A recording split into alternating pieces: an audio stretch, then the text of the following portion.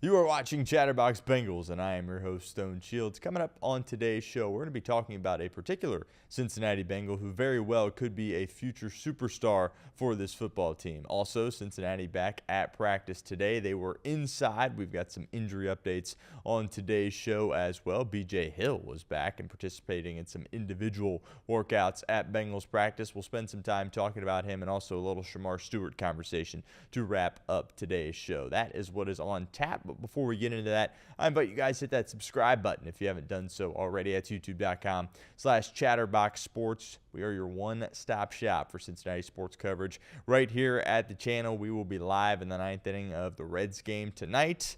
Heartbreaking loss in Game 1 of the Phillies series last night, but Nick Kirby, Trace Fowler, they will have you covered in the ninth inning and after the game. Hopefully can even up this series at 1 apiece and stay in the thick of the wild card race. Also have some FC Cincinnati content up on the page, and of course plenty more Bengals content coming your guys' way as well. We are rapidly approaching 18,000 subscribers here at the channel, so help us out, help yourself out as well by hitting that sub button for me right now.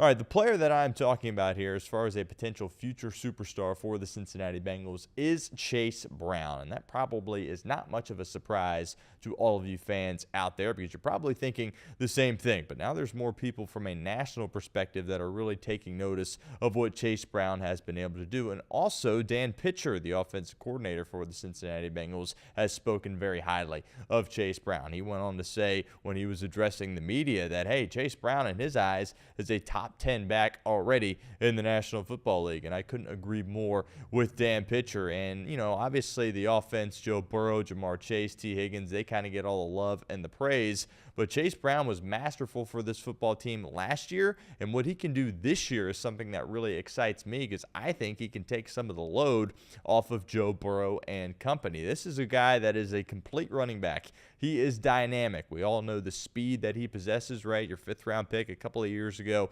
out of Illinois, but he has really transformed himself into a great all-around back. He's incredible in pass protection, right? He can go out and he can catch routes as well and run with the football after the catch, and he's really good in the red zone as well. Now, this was a guy, mind you, last year, he wasn't the starter coming into the season. A lot of us were saying we want him to be the starter, but really that was Zach Moss, and then he obviously went down a couple of weeks in with that neck injury, but even before he went down, it kind of started to get more split, 50-50, and then even there was a point where Chase Brown started to get more touches than Zach Moss, even with him healthy. And just what you saw from him in the preseason game. Now, I know it's a preseason game. It doesn't mean a ton. He, of course, has fresh legs, being the first time he got any game action, but he looked really, really good those first couple of series against the Philadelphia Eagles, and everybody was talking about Joe Burrow, right? But Joe Burrow wouldn't have had the game that he had it not been for Chase Brown making himself available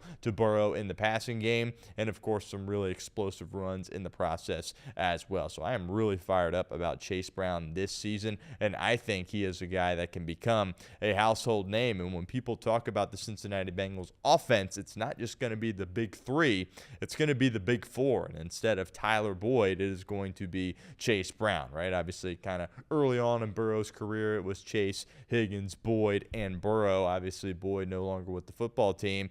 I think Chase Brown is going to be that fourth guy on this offense that everybody is talking about. And as I mentioned, nationally starting to create some waves, make some storylines as well. Matthew Berry, who of course works for NBC Sports, more so a fantasy football guy.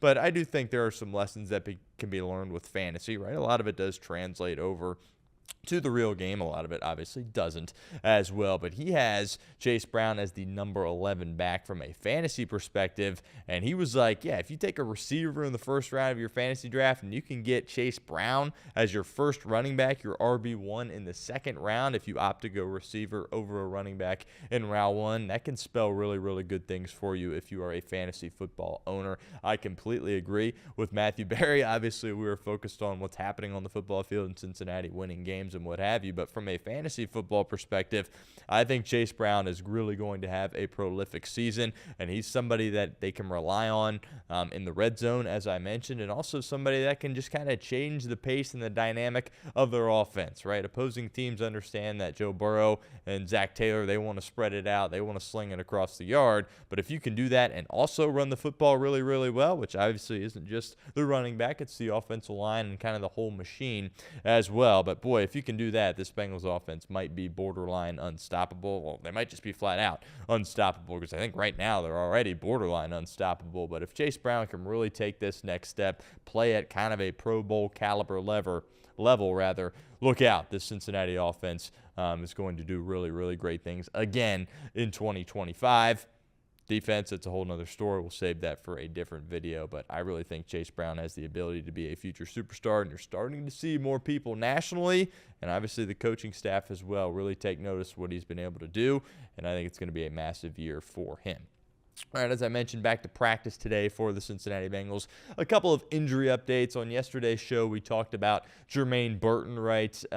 People were a little bit concerned. He played the game in Philadelphia and then didn't practice on Sunday. He, of course, has had a history of, not showing up to practice even when he is not healthy. He kind of cleared the air a little bit on social media yesterday with his own Twitter post. And then Zach Taylor actually addressed the media today here on Tuesday morning, kind of figuring out, hey, this is what happened with Jermaine Burton. It was just really soreness is really all that he said. Soreness and swelling. Didn't even give, a particular region in which Jermaine Burton is dinged up. But he was working on kind of the rehab fields today.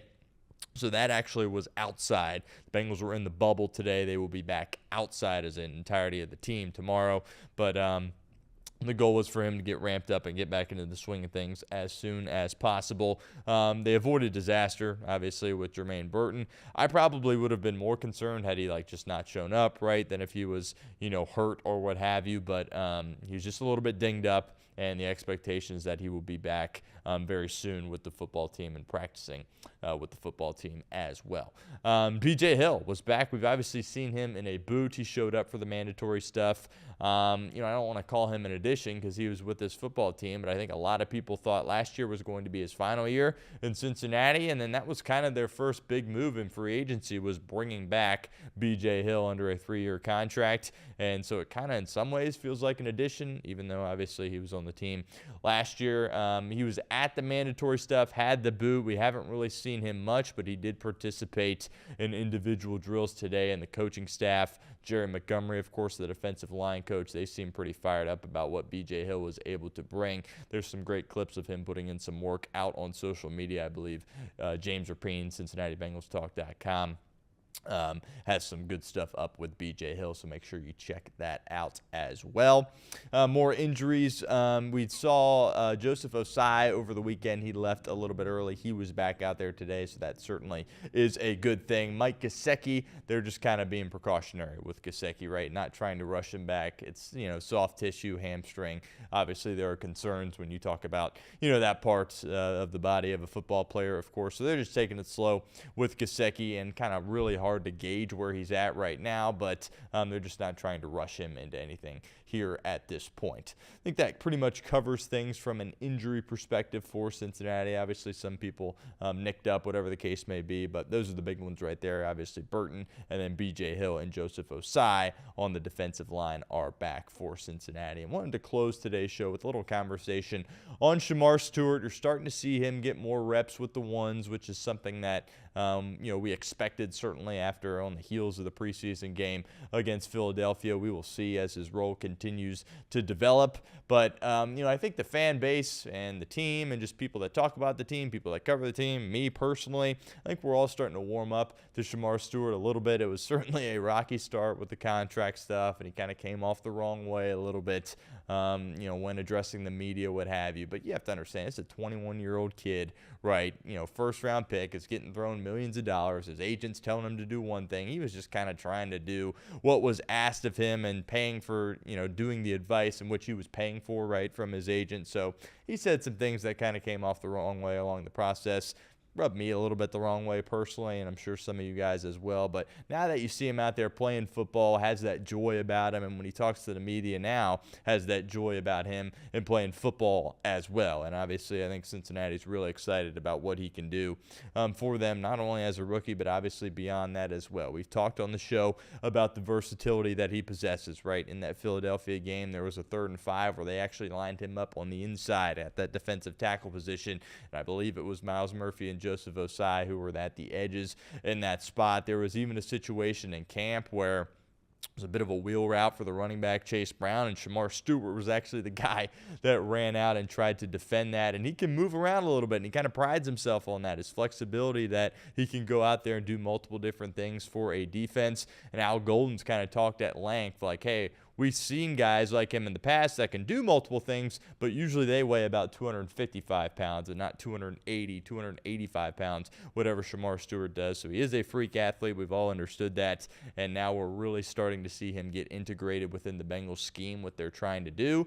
And, it kind of feels like the sky's the limit for him here at this point. The reports are at practice that, the stamina is being built up a little more, especially the early stages. Things were a little bit rocky, right? He was kind of getting tired pretty quickly, which you would expect, right? Not fully in football shape, but you're hearing guys like Orlando Brown Jr. try to coach him up, right? He's been going against OBJ a lot. OBJ obviously has been in the league like 8 years. He's been around the block. He's played winning football. He's played for winning football teams, and he's been able to coach him up a little bit, just kind of as a tackle that's going against an edge rusher, trying to give him some techniques about what could be successful, what cannot be as well. And Trey Hendrickson also has been pretty hands-on for Cincinnati here at this point throughout training camp. Obviously, he's not practicing with the team, but he's no longer getting fined because he is showing up and kind of going through the hold in, so to speak, what we saw last year from Jamar Chase. But there's a lot of people that are helping out Shamar Stewart. He seems to be coming along quite nicely, and obviously we're not fully going to understand what we have in Shamar Stewart until week 1 in Cleveland, but I think the expectation